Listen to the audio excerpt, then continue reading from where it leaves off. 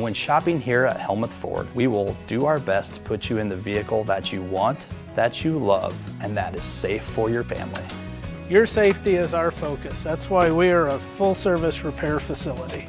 We'd love to sell you a vehicle of your choosing. If we don't have it, we'll do our best to find it for you. If you're looking for a vehicle with low miles, a great price, and a friendly atmosphere, come visit us here at Helmuth Ford.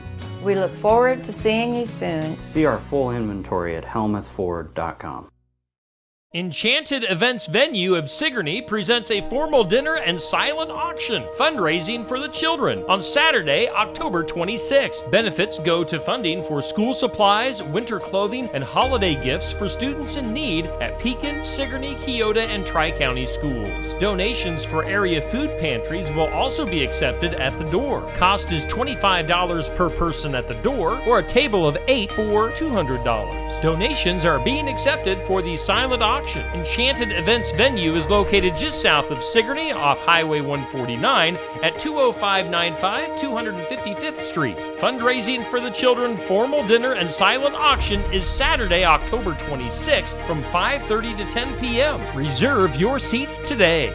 Delta Fire and Rescue presents the Delta Haunted House at 109 North Center Street in Delta. Admission is just $10 per person. The Delta Haunted House is open each Friday and Saturday throughout October and on Halloween night from 8 to 10 p.m. Food and drinks will be available for purchase, and now accepting cash and most major credit cards. It's the Delta Fire and Rescue Delta Haunted House, Fridays and Saturdays in October and on Halloween night.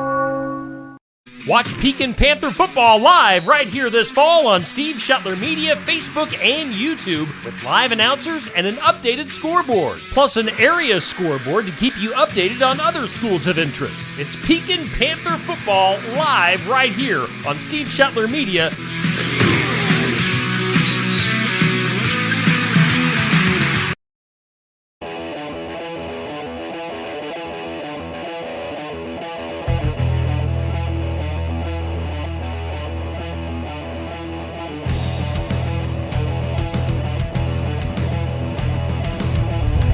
And welcome in. It is time for the Tuesday Night Tune-Up. We are live, and we are from a brand new locations. We are broadcasting live to you from Bridget's Public House in downtown Oskaloosa. So kind of a new background and a new scenario, new atmosphere for our Tuesday Night Tune-Up as we have broadcast through the month of October. We're going to run through our sponsors here in just a little bit, and we've got Nathan Wood standing in the wings as our guest. But first, we're going to start with Safe. And Safe, you have a very special guest to start things off. Yes, well, welcome back, race fans, to TNT, the Tuesday Night Tune-Up, and we are just so blessed right now that we have a new filming location here at Bridget's Public House in Oskaloosa, Iowa, and if you're looking for some really good food, a nice cold adult beverage, or even a kid beverage, I tell you what, this is definitely the place to come, and we are so honored to have the owner, Madonna Bowie, with us here tonight. Madonna, thank you for allowing Steve and I and all of our guests and all the viewers into Bridget's Public House. Well, you're very welcome. We're happy to do it. It's another way to get the name out and to welcome a lot of your viewers to try us out. Absolutely. So why don't you give us a little backstory to Bridget's Public House for those who don't know, and kind of the whole idea behind it here. Well, a couple of summers ago, I was visiting Wisconsin, and I took my 90-year-old aunt to an Irish pub, and it was so welcoming and just relaxing, and you could just tell it was in a town of 12,000 people, about like Oskaloosa, and you could just tell it was kind of a gathering place of sort for the people there, and I just said, Oskaloosa could use something like this. And of course, it went to the back of my mind until one day I was in Smoky Row and looked out the window and saw this building that was still empty after its fire. And we talked about opening an Irish pub and what that would mean and what a vision would be for it. And of course, I was encouraged and met with overwhelming support. And a couple days later, I was looking at buildings, just on a whim, but the more people I talked to, the more support we got and the more encouragement, and I felt like I really needed a project to work on now. In retirement, I couldn't sit home all day, and I haven't done that since. That's amazing. And yeah, I mean, it's a very unique menu as well with a lot of non-traditional food that we have around here. So why don't you tell us maybe some of the key highlights of what you guys serve here? Sure. Well, our goal was to not compete with other local restaurants and to provide something different and other than just pub food. So we're kind of focused on home cooking, home kind of sandwiches that you like and you just don't make yourself anymore. We make our own soups.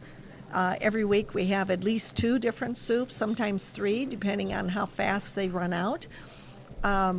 So we have Reuben sandwiches, of course, turkey Reubens. They're called Rachel's. We have club sandwiches. We do a lot with bacon and ham, corned beef, and then, of course, we have burgers. And you can make your own burger, or you can have my favorite burger, which is the Bridget burger with beer cheese and bacon. Yeah, Steve and Neil and myself all just chowed down on a Bridget burger. And I tell you what, any of you out there that are listening to this and you haven't had one, you got to get in here and get one. That was absolutely one of the best burgers I've ever had. And you want to talk about a filling meal. I mean, I'm not going to be able to eat for the next 2 days from that. So Okay, that's great. Till you come in the next time. yeah, Right? that's the thing. I mean, man, I might just have to start making mortgage payments to you for So all I the don't good need to food. get you those beer, cheese, and pretzels that you man. wanted earlier. You Neil don't is need over those here like, for yeah, after he the- still wants them. So no, So the other thing that makes us unique is we make our own hors d'oeuvres or appetizers. We call them Okay. starters, and we have Westport egg rolls. They're basically a mini Reuben. We use the ingredients used in a Reuben, except wrap it in a egg roll wrapper. And then we also have banger bites, which are true Irish flavored sausages, and they're different than bratwurst and German sausages. Or Iowa sausages. They're pretty mild, but then we make our own dipping sauce with them. okay. And so those are a lot of our favorites, and plus the pretzel nuggets with beer cheese. Yeah, the beer kind of a cheese is fun thing. amazing. Yeah. I tell you what, it's so Follow good. it up with a Guinness, and it's perfect. Now, one thing I heard you say a little bit ago, I heard someone order an Irish martini. So I saw the drink menu, and there's some very unique drinks on that as well for There people that are. want something different. Why don't you tell us about a couple of the drinks you have? Well, you can mix Jameson whiskey with about anything, and it's absolutely delicious. But we're finding a lot of combinations of alcohol that fit very well together. And Sure. and of course, people like to try different things. Mm-hmm. And so we have an Irish martini, we have an Irish lemonade, we have milkshakes made with Jameson Oh, and my. Bailey's. We do a lot of different combinations of things like that. I'm We just have going to a have to true- start giving you a check all, We have all a the true time. Irish Oh, cream, boy. comparable to what you might use as Bailey's. Yeah. And then we also have an Irish gin, a gin made in Ireland. So we have a lot of unique liquors here that maybe you might not find everywhere else. Oh, my. I think Neil and I, we're going to have to hit the bar after this. Steve, are you down? Or what? I mean, It's this a sounds- weeknight, Safe. Come on. Oh, come on. Well, that bar, there's plenty of room because it's only 29 foot long and it's probably about 80 or 90 years old that came from West St. Paul, Minnesota. Okay. The neighborhood shut it down because it had too many police calls, and we were the benefactor of love it. solid 750 pounds of mahogany. So Wow.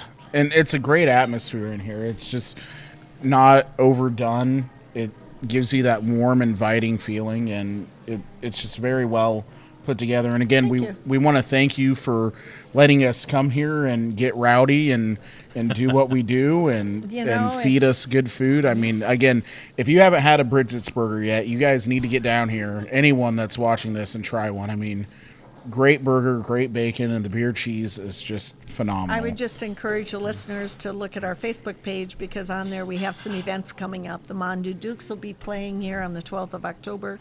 And Thanksgiving weekend, we have special guests from Ottumwa that is an Irish band. The Highland Storm will be bringing their Irish music to our community that night. Oh, So, that's fantastic. yeah, we're going to try to do music at least once a month. I like that. Awesome. Well, Madonna, we Great. want to thank you. We'll let you get back to doing what you do. Thank Nice you to so see much. you again Yes. after all these years. I know Seth. it's been a few years. I It was has probably been about a this few. tall. Maybe I couldn't reach the table yet Yeah, back then. probably so. Or sat next to me at a ball game. Exactly. Yes. You did. Your That is mom, right. Your mom sat next to us at ball games. Yes. With their popcorn Oh and their my gosh. M&Ms.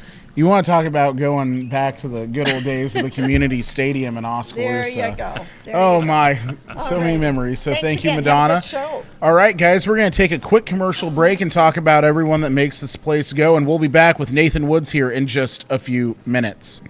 Bridget's Public House is an Irish pub located at 208 First Avenue East, Oskaloosa. Bridget's Public House hopes you find it a warm, welcoming space that also serves delicious, unique Irish-based options created in their kitchen. And don't forget a cold beverage of choice. Located just off the square next to True Value. Come in and check out the unique decor at Bridget's Public House while enjoying a beverage or food. Follow Bridget's Public House on Facebook and stop in person at 208 First Avenue East, Oskaloosa. That's Bridget's Public House. Locally owned and operated. Alrighty, thanks once again to Madonna at Bridget's Public House here in Oskaloosa for joining us. And now we've got our race feature for the night. Mr. Nathan Wood joining us, a guy that we've been trying all season long to get on with us, and now the race season's basically over, and he finally has time to get over here to Oskaloosa to hang out with us. Safe, take it away. All right, well, welcome back, race fans, to TNT, the Tuesday Night Tune-Up, as we are on to our interview portion of the night. I guess Steve is kind of oblivious to dirt track racing, that right now we are in the heart and soul of the fall special season, and yeah, this is one tough customer to get on here, and he is definitely one tough customer to try to get by on the track, and that is Nathan Woods. Nathan, thanks for joining us here tonight. Thanks, Safe. I was putting Steve off all summer, hoping I'd have a little better luck and win a couple races. Oh, but there you go. We ran out of weeks, so here we are. Ah, well, that happens sometimes. And, I mean, you're in arguably the toughest class, especially this year, to win a stock car show anywhere, I would say in the whole United States. I mean, it is the class that is too tough to tame. And why don't you tell us a little bit about your racing history, Nathan, and where you are now with the program in the 52? Yeah, I've been racing since I was a junior in high school, and that was a long time ago. So 20 plus years now, I've been driving hobby stocks and stock cars here at Oskaloosa and the surrounding tracks. And this year, Braden, he's on his way over for football practice. He'll be here in a few minutes. He's got his first hobby stock, so my days are definitely dwindling down, or the nights in the car are dwindling down, but something we've done as a family for a long time. My parents, my family, my sister and her kids, my in-laws, everybody comes to the races almost every week. Yeah, I know, and the thing is, always seeing your dad there and, wrenching on the car, and how important has that been for you to have your dad there, really the guy, kind of the crew chief of the team, and running everything behind the scenes there. Yeah, I've told my dad, I think 3 years ago, I said, when you're ready to quit, let me know, and he hasn't said he was ready to quit yet, because if he would quit working on the cars, I'd be done racing. He does 90% of it in the garage. The only thing I do that I can't talk him into doing is tire work. If he would learn how to work on a Hoosier, he could get the whole thing ready all by himself. But Boy, he does. You'd be getting lucky there if you could figure that one out. Amen to that. But he does the majority of the work, and then the last couple of years, Braden and even Mason are picking up a lot of the wrenching in the garage and getting the car ready to go. And I do the tires, and then I get ready to go to the racetrack. Absolutely. And, want to go back and talk about the evolution of stock car racing, and specifically that class, because, stock cars have always had a very dominance present. They always have a good car count at tracks, but now we're seeing this growing trend of, high-paying races. It seems like the price of the chassis have gone up quite a bit, even in the last, 4 or 5 years. Everything kind of changed and shifted with COVID, but all of a sudden, I feel like you could get a stock car for, mid-30s, 40s, and now we're seeing numbers that are somewhat kind of double that in some senses, depending on what you go with. And with the changing of technology, too, has been a big thing. But what's your perspective of where the stock car class is starting to go? Yeah, I think the days of just bolting a couple, a set of stock shocks on the car and your home build engine and and going are gone. I mean, those days are far in between. A lot of the guys that were big in late model racing and modified racing now you're seeing them get stock cars because it's probably less work. I never had a modified or a late model, but less work, less tire work, less in the shocks, but still at the same point in time, all that advances stock car racing. Yeah. So I can tell you what was fast out here 2 years ago is mid-pack now, and I'm a testament to that. So it's changed very, very quickly. You've got to put laps on your stuff to get it dialed in, and then even once you get it dialed in, you've got to continue to try to get faster, because if you're not, somebody else is. Just like any other sport, whether it's high school sports with kids or anything else, you've got to continually try to get better, or somebody else is going to, and then you're behind. Yeah, and Oski is such a tough racetrack. They call it the Monster Half Mile for a reason, and it seems like Lady Luck is sometimes on your side there, but you've also had some not so great luck. And how hard is it, at night when you wreck the car and then you gotta get it home and start going through everything? How hard is that to prep for the next week to be able to get back out on the track and race? Yeah, just like I don't remember 2017. I think we raced about 65 to 70 nights, and now we run like 10, and we're exhausted at 10. So I don't know how we did that, because if I tear the car up on Wednesday, it takes me at least a week, if not 2, to get it back together. So it's just it's how bad you want it and what your priorities are, and those change over time. When I was in high school, that's what I do when I got home from practice, and until whatever time of the night, and you'd go to bed and then do it again the next day. Same thing as a young adult with kids. Priorities change, but that's okay. Right. I wouldn't give that up for the world. So Absolutely. And that's one thing that I love is, you've always had your dad with you racing, and now your dad and your son Braden, who's going to join us here in a little bit, now he's in a hobby stock racing. How is that for you, going from just the driver role to kind of also having to focus in and help Braden with his car? yeah, it's a lot less work during the night, but while he's racing, it may be it's harder on my nerves watching him race than it is just to race yourself. When you're racing, you just, if you've ever had the opportunity to put your helmet on and race, once you start racing, you forget about everything else, and while he's racing, you think about everything else, because you got all the other what ifs, ands, or buts, and whatever else could happen while he's racing. But Dad's been, I can't think of a night where my dad hasn't been to the races in Oskaloosa, unless he's out of town a couple times a year, but he's there every week, and Sarah and the kids, and my Uncle Doug goes every week, my brother-in-law, my sister and her kids, my in-laws. I mean, everybody goes about every single Wednesday night for us. Yeah, the 52 trailer is pretty packed. I mean, there's a lot of people down there, and that's what I love about it, is you guys have made it so family oriented, and everyone pitches in and helps out. And one thing for me that I'm going to go to some memories here is, I remember growing up, and I'm not trying to make you sound old or anything, because you're not. There. It's closer every day. I remember watching you and Chris Walker out on the track, and then earlier this year you guys both got the opportunity together to get into Bill Tolles' cars and come out here and race a couple hobby stocks, and you guys ended up being on the front row together. What was that moment like for you? Yeah, Chris Walker helped me out a ton when I started racing. Randy Schroeder went with me, bought my first race car for $2,200 turnkey, ready to go.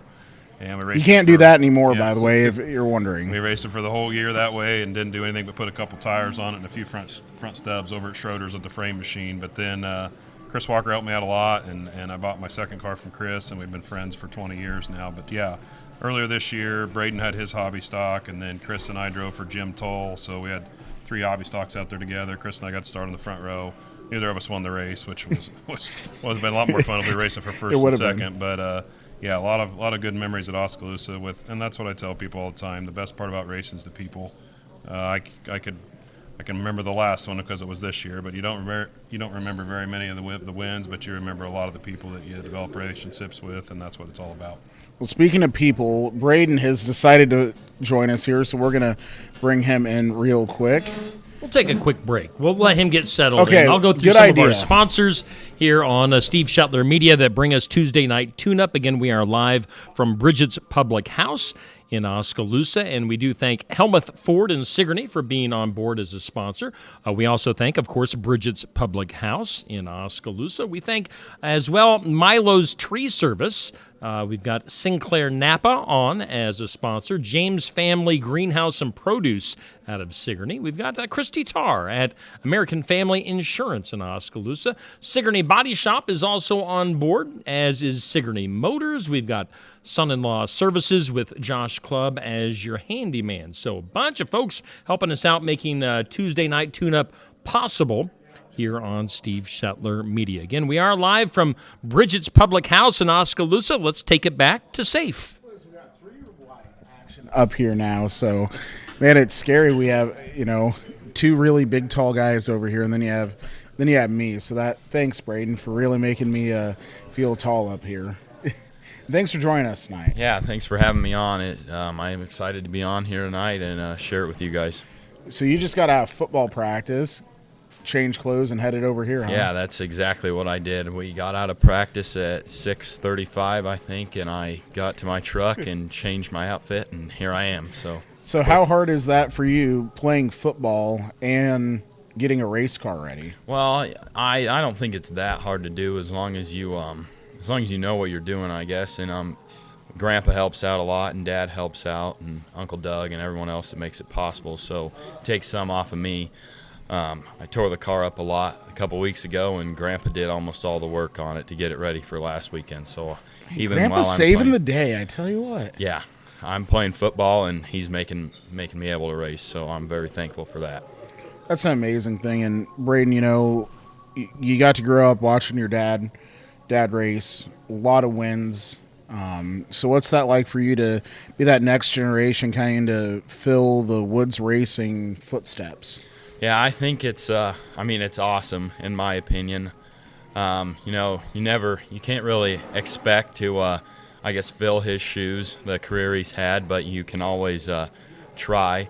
But it takes time, and it doesn't all happen right away, and that's it's been pretty obvious to me this year, but I definitely think I'm a lot more comfortable right now than I was at the start of the year too.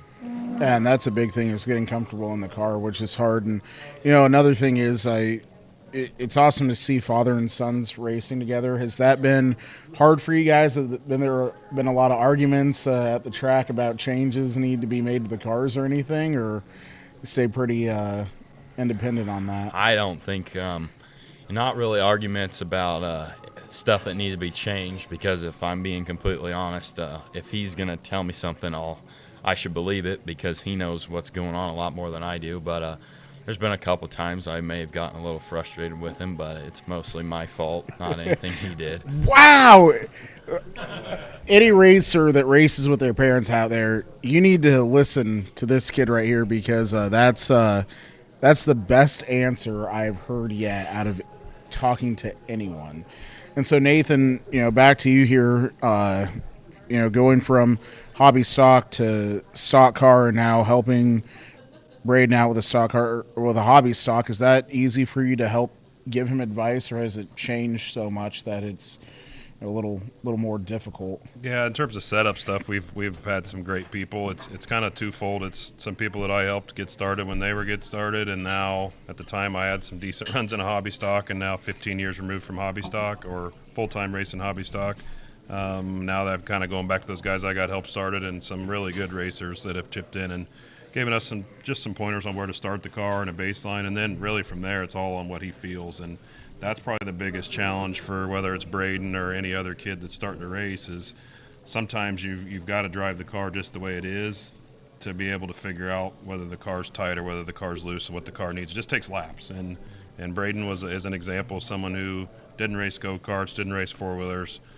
He's ran on his feet at track practice and cross country and stuff like that, but he's never did anything in a race car until he was 16. So he's got to get laps, and it's going to take him some time. But like he said, he's really improved. He had a great run going Saturday, and just excited to see what happens at the Fall Challenge here in a couple weeks, and then we'll rebuild what we got left and start over again for next year. So what's the plan for next year? Are you both running cars again next year, or is that TBD still? Yeah, or? My race car's for sale. It's been for sale for a year now, and I haven't had much luck getting rid of it. But if someone comes along and buys it, we'll sell it, and I'll be happy to sit back and help get Braden going and help watch him. And it's just it's a time thing, it's a motivation thing, and it's shown a little bit here in my performances the last couple months. So we'll just see kind of what happens with Braden. I think kind of stripped the car. We rebuilt the whole car. The car was built in 1999, so Braden was born in 2008. The car's built in 1999, so the car's older than he is. But it's a good old race car, and we've had really good luck with the way it responds. It's still straight.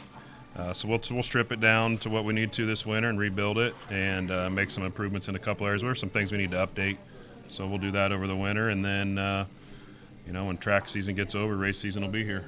Yeah, absolutely. And so I'm not saying that all racing classes are easy to win, but hobby stock cars, especially at the Southern Iowa Speedway where you guys run every Wednesday night, arguably the two toughest classes to win a feature in. What's that like for both of you? What's the mentality going in? Because, I mean, it really is the two toughest classes. You have, Caden Carter and, McGuire DeYoung and some of these other guys in stock cars. And then you have, like Rick Van Dusseldorp, and you get, a bunch of those really good hobby stock guys too, Keaton Gordon and some other names there. So what's that like? Well, I guess I would say the biggest thing from this year that I'd have to take away is you gotta run well in your heat race. There's been a couple times this year where I've had good starting position and I just didn't get out on the start, and I lost all my positions. And at a place like Oski where it's big and you can pass, but when there's everyone's good there, track position's a big deal. And if you can start on the front row and win your heat race, and if you draw the front row of the feature, you got a much better shot to win than finishing 5th and starting 10th in your heat race. Absolutely. I assume that's... Yeah, I would say. I mean, you mentioned a couple names, and when I earlier in the year, I was kind of struggling with my car. I mean, I wasn't really struggling. I was finishing second every week to Caden and then McGuire a couple times, and I kind of was thinking my equipment was me. And then I watched those guys run. They run the 100,000 to win show at Farley. They go to Super Nationals, Scotland County Speedway, Bloomfield. Doesn't matter where McGuire and Caden go, and others, but like you said, some of the best stock cars in the country are right here at Oskaloosa. So when you run second to them, I think you can probably go other places on a Friday or Saturday night and probably take the trophy. But to win at the Southern Iowa Speedway, you're going to have to be on your game and make sure you've got your stuff ready to go. And then, real transparent, you got to be on the wheel, and I'm not as good at that as I used to be. Yeah, how hard? I mean, best time of racing right now, fall racing. Points are over. New cars are normally ordered for some guys and stuff. It's just money chasing at this point, I want to call it. So how hard is that, knowing that, especially here in a couple weeks at the Fall Challenge, we're going to have, a lot more cars. You normally get like the Murdies down here, and you get a lot of hobby stocks coming from up north down here and stuff. What's that like, knowing that, to really have to be ready and be on your A game for that? Yeah, I think just like Braden said, you've got specials, especially in the fall runs when you got a lot of cars. You've got to take advantage of good draw. When you've got a good draw in the heat race, you got to get to make the redraw, and then hopefully draw well for the feature. Missing the invert, missing the redraw is huge. I don't care whether it's at Oskaloosa or any other racetrack.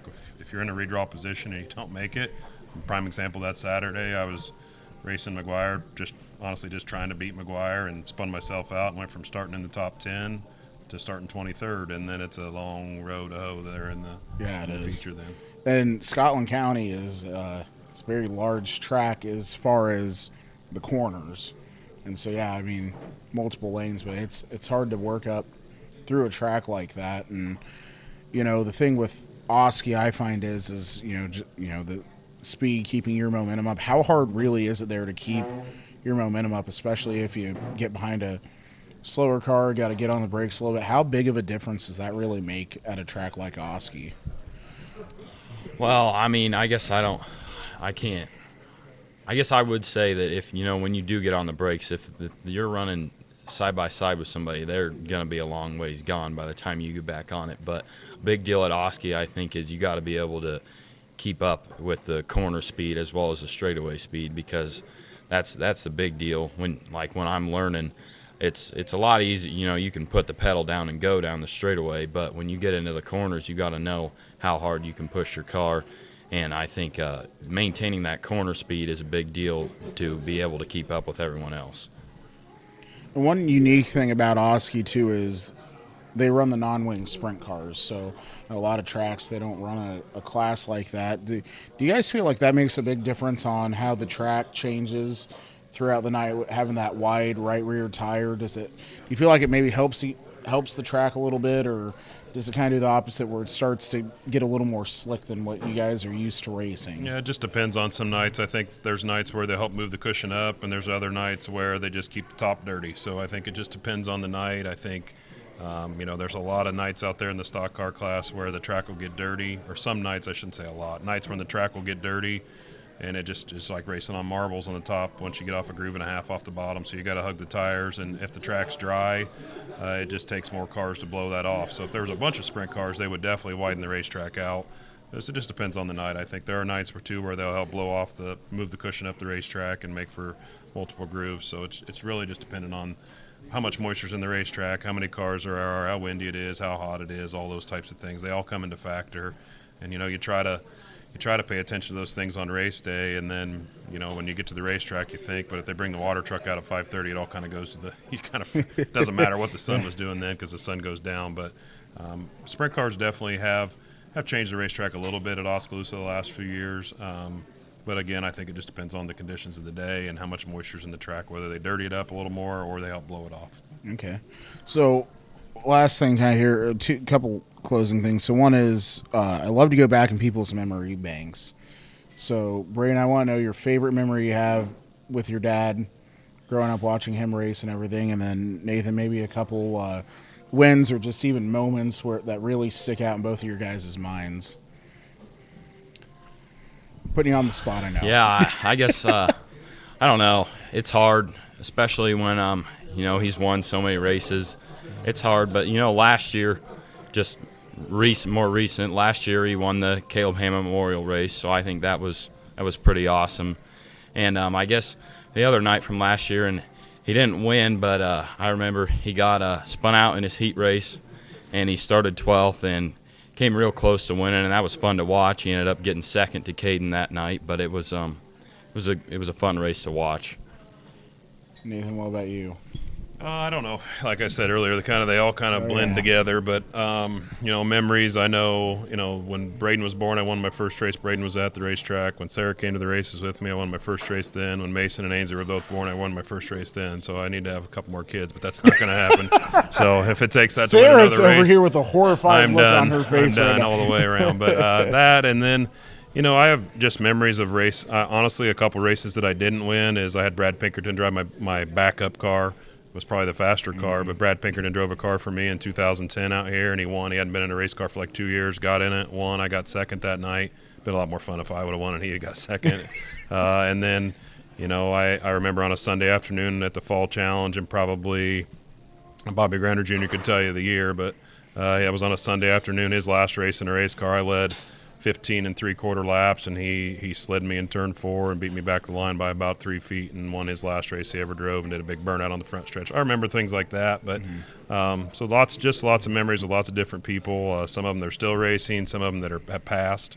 I'll tell a quick story, a memory that I will never forget, and I'll tell my grandkids someday. Is I was at the state fairground in about 2006, and my dad and I were parked next to Don Killam from Des Moines.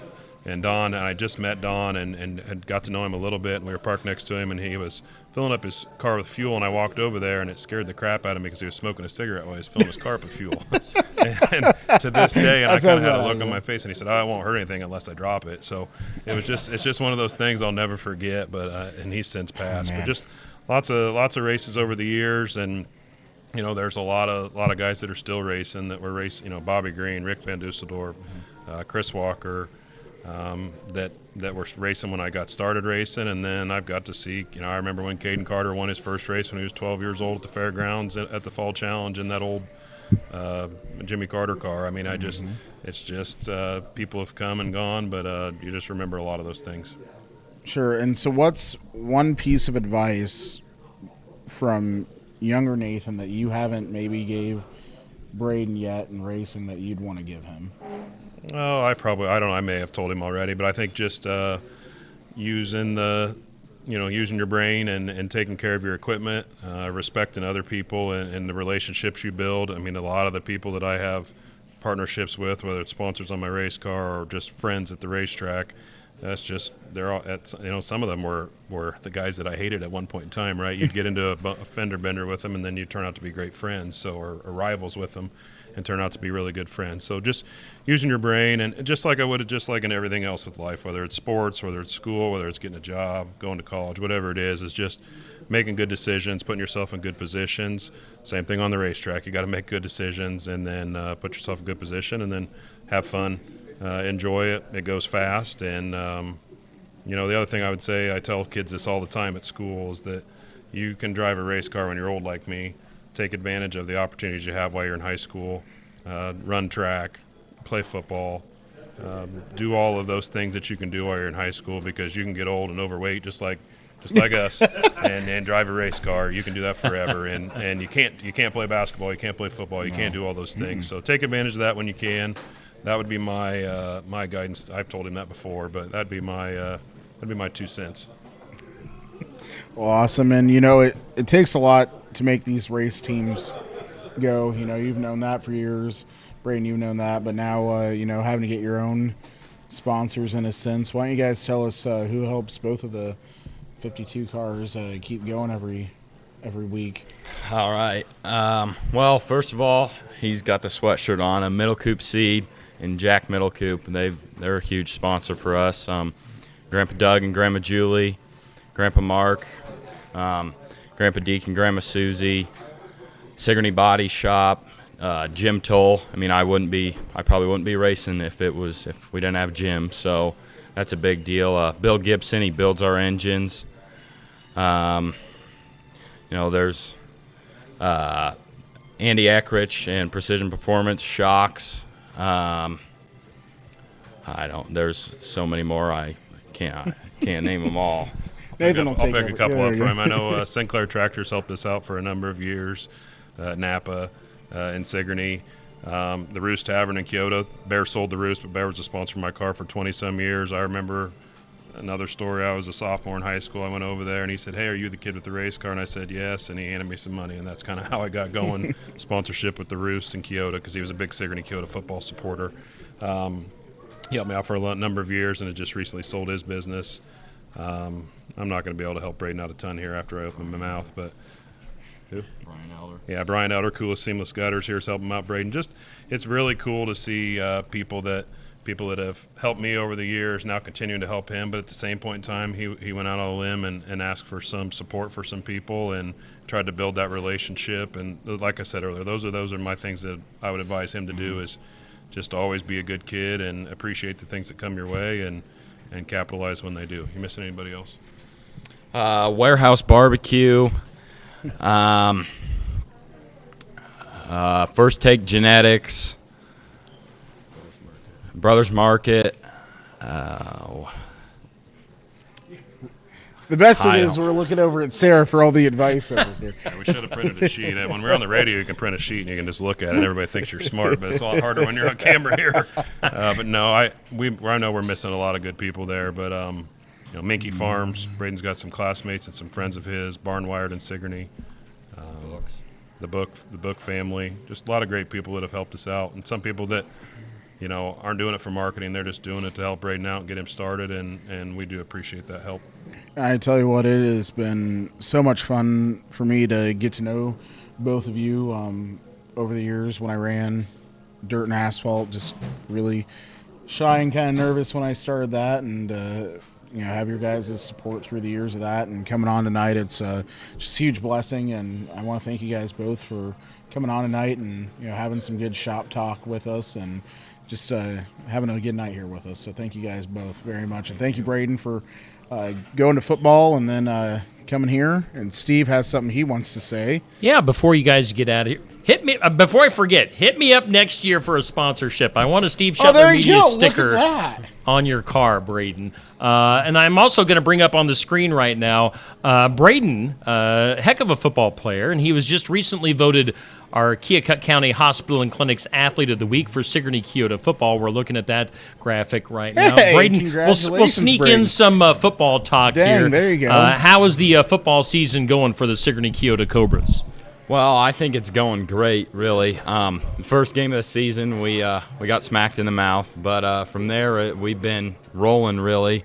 We've had some great games. Last week was amazing, and I think, I may have won Athlete of the Week last week, but it all starts with the big guys up front and the offensive line that gets it done to make the holes for all of the running backs. Isaac had a amazing game last week. So all around, that's really what our team is every guy's just got to do their job, and that's how we win football games. I tell you, right there, folks, that's great, because being a lineman myself growing up, as you can tell, I have the body for a lineman, if you couldn't notice. So playing line on any side, that's great to hear that you're able to appreciate the lineman, and it's rough for us. I want to see you get down in the 3-point position safe. I wanna actually see you get out of so it. I was a defensive tackle. I was not in the 3-point stance. I was the 4-point stance Get out. guy. I'm going to adjust the camera. You're going to. Yeah, maybe we can do that later when the table's You can not try here. to sack Braden. How about that? Good luck. Man, I'm in Hey Dudes. This ain't gonna go Oh, too now well. we're making excuses It's the already. shoes. It's gonna be the shoes. It's gonna be half of the battle. It's been a few moons for me now since I played. Let's see, we're in 2024. I graduated. My last year was 2014, so 10 years. Yeah, we're not. That ain't gonna work out too good, Steve. That ain't gonna happen. This is good stuff. Well, man. I Wood tell you family, what. we appreciate you guys being on, and Steve got us off topic as normal. and I'm going to reel it back in. Shall we go to a break? We should probably go to a break. We'll let these guys go get some food here. All right, Nathan Bridget's and Public Braden House, Wood, so. we appreciate you guys for being on the show. We'll have to do it again. We do thank all of our sponsors. While we do let the Wood family go about their way, we do thank Helmuth Ford in Sigourney. We, of course, thank our host venue, Bridget's Public House here in Oskaloosa. We've got Milo's Tree Service. We've got Sinclair Napa, James Family Greenhouse. We've got Christy Tard, American Family Insurance. Sigourney Body Shop is on board as one of our sponsors, as is Sigourney Motors. We've got Son-in-Law Services, and just a whole bunch of folks making our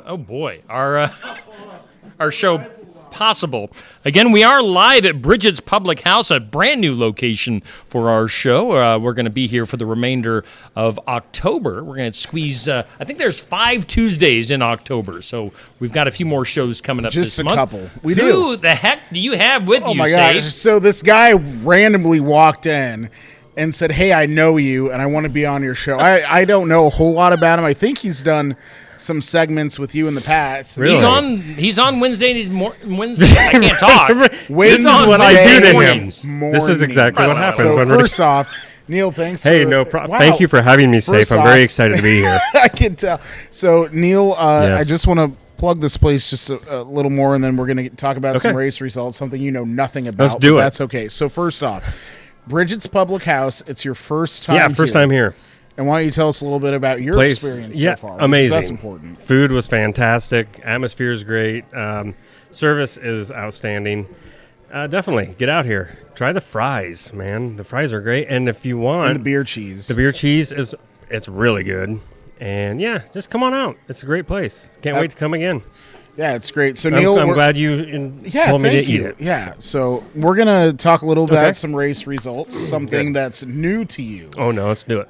Really? Okay, so first we're going to go to the World of Outlaw Late Model Series, because the World of Outlaw Sprint Cars and the High Limit Sprint Car Series, Mother Nature won double features. So Mother Nature strikes again, and that seems to be a ongoing battle, and that's just how it goes when you're in Yeah. the world of racing. It's outdoors in an open area, and Well, you what can't you really gonna do. do? Yeah, exactly. What are you going to do? So, World Outlaw Late Models were in action on Friday and Saturday night. Oh. Friday night, they were down in Louisiana running the Bayou Classic, and Iowa's own Ryan Gustin was able to pick up a Was he? win. He is, and Ryan is a great wheelman, and if you don't know the Gustin family at all, they have really deep, rich racing blood in Iowa, and a lot of wins between everyone in that family. Neil, you really don't know much about racing, do you? I'm listening.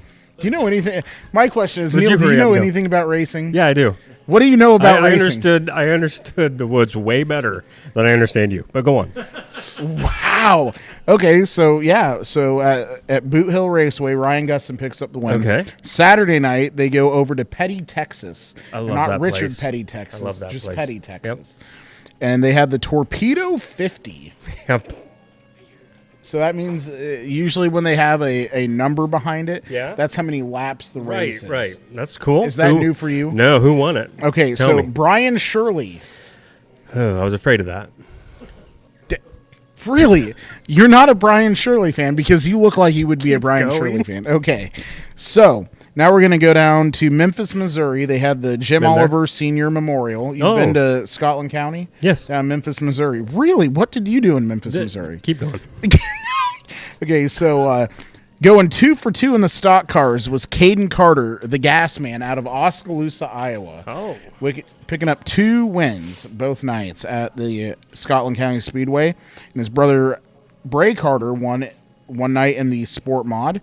And so some good racing down there for that family, having a good weekend. It sounds like it. I tell you what, that is a really tough place to win at. Oh, I believe you. Really, No doubt. Have you ever? Congratulations to Have you those ever? guys. Do you know how hard it is to run at Memphis, Missouri at that track? No, I don't. Man, I tell you what, the scariest thing ever. Nathan can probably attest to this. Really? When you come out at turn number 2, there's a really nice backstretch wall, and it actually likes to come in and then kind of goes back out. And if you really catch it right, you can rip your rear end out and just barrel roll. Whoa. That I remember seems counterintuitive. my first hobby stock race was down there. Yeah. I had about the worst car in the world. I had a motor that, I don't know, maybe had 3 of 8 cylinders actually probably running. That's not a very good job. No, it was not good. And I had to drive under a guy that had caught that wall and started barrel rolling. And I forgot to open my eyes, and I almost went right off the track into a cornfield. That was the best story I've ever heard in my life. Is it not? I know, I love it. I know. So I could listen we'll to you just all go night. to hobby stocks real quick. Then Colby Sabin won night number 2, and night number 1 winner was Bradley Graham. So Well, congrats to all them. yeah, Colby Sabin, he's won at Oskaloosa in the hobby stock class. So That's why I knew the name. probably not, but we'll just go with it. And then Sport Compact, this guy won both nights. That's Brandon Rue. I think they call him the Kangaroo Brandon Rue or something like that. He has a really interesting nickname that Tony Paris, another track announcer, gave him. So there's your full run. Oh, and Austin Becerra won in the modified class, and he also won in the late model class. So Impressive. a lot of two-peat winners over the weekend down there at Scotland County in Memphis, Missouri, a place that you know and love, it sounds like. I mean, that's my favorite place. So This just in. This From the just in? comment section Yeah? Oh, no. on the Facebook feed, Rick Landgrebe says, Oh, great. Neil is also known as the Gas Man. Neil, you're known as the Gas Man? How did you get that Seriously, nickname? Rick. Time out. How did you get that nickname? Pretty sure you've found out. Okay, well, I guess we won't dive into that No. one too terribly far. So, Neil, what do you know about? I just want to know a little bit boy, about here your we go. your You just called me backstory up and knowing here about because racing. You wanted the show to get better ratings. Absolutely, And I get that. And I'm fine to help a guy out. Yeah, you know? did a great job. Thanks, tonight, man. I tell you Thanks. what. So let's talk about racing a little bit and what you Okay. know about racing, or what questions you have about racing. What maybe. questions I might have about racing? We can get our You know what? experts There in, they're was still here. earlier. I wish I could remember exactly what was being talked Oh, about now, no. because I was curious about something that you said, Nathan. Now it's totally evading me, so that was pointless. But no, I understood the whole when you were talking about the sprint cars and the marbles and cleaning the track and everything off. My question would have been this: have you ever been in a sprint car? Whoa! There was no So- reason to laugh. Neil, we're just going to go a little backstory about sprint cars here. So I'm just sprint asking. cars, Or I don't they- know if you've ever seen one. We not talk about sprint cars? No, we do. Okay, I didn't know. So sprint cars are not built for tall or big people. Your average size sprint car driver is probably 5'4", 5'6", somewhere in So there. you could do it. No, I am way too big to get into a sprint car. I doubt that. Have you ever seen a sprint car in person, Neil? Yes, I have. I'm so just can totally you playing just with try it to right imagine me trying to get into a sprint car? That would not. And nothing making it against so easy. Nathan. It would be very hard for Nathan to get into a sprint car. I can just tell you that right now. So, and that's a whole different ball game. Just the way the car is set up, how they drive, knowing how to adjust your top wing properly, all that. There's so many more variables, than a stock car or I something met like Steve that. Kinzer one time. You met Steve? Really? What was that conversation like with him? It was an interview. You interviewed Yep. Steve Kinzer. Yep. Went quite well. It went quite well. Really? Yes. So what did you talk to Steve about? Oh my! I don't remember, dude. That was What? 25 Come years on. ago. Wow. So you got to. Yes, so I'm you've old, interviewed. Safe. And we appreciate You've you interviewed being the here, king. and we appreciate all the sponsors. And I'm trying to wrap it up for Steve. Good You're job. welcome. And No, who yeah, are those we sponsors, gonna- Steve? Yeah. So anyway, folks, we want to thank Neil for coming on and kind of crashing the last segment here. But Neil, we're glad to have you back. Hey, glad to be here. And we're glad you got to come to Bridget's Public House Me with too. us and have As a good well. time. And we want to thank all you viewers who were on here tonight having a good time with us. And we hope that y'all join us next Tuesday night for another episode. Make sure you come here to Bridget's Public House, get the Bridget Burger or the pretzel nuggets or the Westport egg rolls. There's so much good food here. Make sure you stop in as soon as you can to Bridget's Public House. My name is Safe Grafke. This is going to wrap it up for TNT, the Tuesday night tune-up.